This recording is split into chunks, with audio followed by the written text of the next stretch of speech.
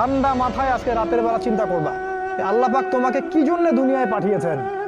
একটু চিন্তা করবা, 1 মিনিট একটু চিন্তা করবা যে তুমি পৃথিবীতে নাই, তুমি পৃথিবীতে নাই, তুমি মারা গেছো। চিন্তা করবা তুমি মারা গেছো।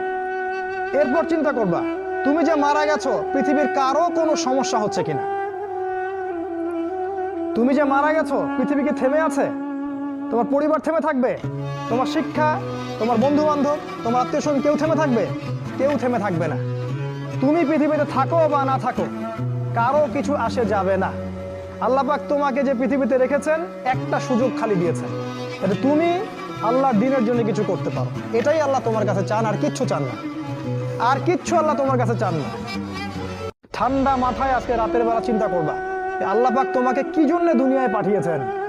একটু চিন্তা করবা, 1 মিনিট একটু চিন্তা করবা যে তুমি পৃথিবীতে নাই, তুমি পৃথিবীতে নাই, তুমি মারা গেছো। চিন্তা করবা তুমি মারা গেছো। এরপর চিন্তা করবা তুমি যে মারা গেছো পৃথিবীর কারো কোনো সমস্যা হচ্ছে কিনা। তুমি যে মারা গেছো পৃথিবী কি থেমে আছে?